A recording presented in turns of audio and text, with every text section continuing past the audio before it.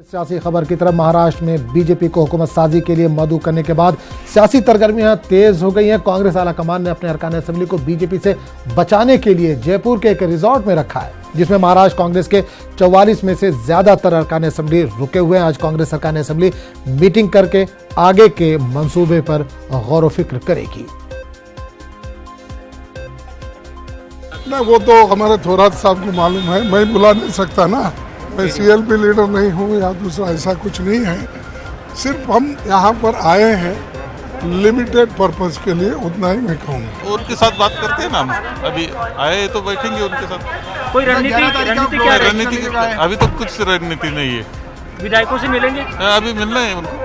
Total कितने विधायक और मालूम नहीं, मुझे देखना है सब। कांग्रेस की रणनीति क्या रहेगी, यह हाईकमान निर्णय लेने वाली है हमारा। जी। और हम लोग तो सब लोग ऐसे सुहाना मौसम है, घूमने आए हैं, जरा इलेक्शन के बाद में छुट्टियां मनाने आए हैं। देश की निगाह सियासी संकट पे है और आप थोड़ा रुकिए, आपको पता चल जाएगा। थोड़ा विधायक की मीटिंग कब होगी? नहीं, अभी नहीं बता सकते। तो महाराष्ट्र के सियासी हालात किस तरफ जा रहे हैं, इस ताल्लुक से बात करने के लिए हम सीधे रुख करेंगे मुंबई का, जहां से हमारे नुमाइंदे वसीम अंसारी इस वक्त जुड़ रहे हैं फोन लाइन के जरिए। वसीम, गवर्नर ने बीजेपी को सरकार बनाने की दावत दे दी है, किस तरह का माहौल देख पा रहे हैं आप महाराष्ट्र में? क्या बीजेपी के पास नंबर्स हो जाएंगे?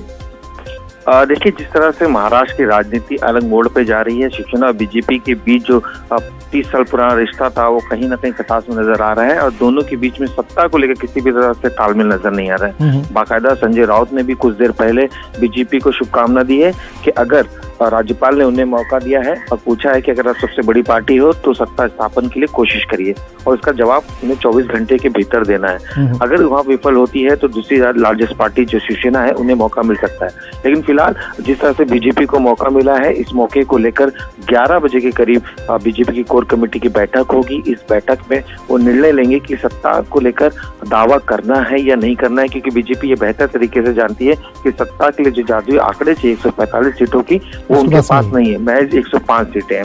तो इसे लेकर उनकी एक बैठक होगी और तो उस बैठक में निर्णय लिया जाएगा कि वो सत्ता को लेकर दावा करेंगे या नहीं करेंगे। लेकिन सूत्र बता रहे कि बीजेपी इस तरह से दावा नहीं करने वाली है सत्ता को लेकर, क्योंकि बेहतर तरीके से जानती है कि अकेले के बल पर वो सत्ता नहीं बनाई जा सकती है।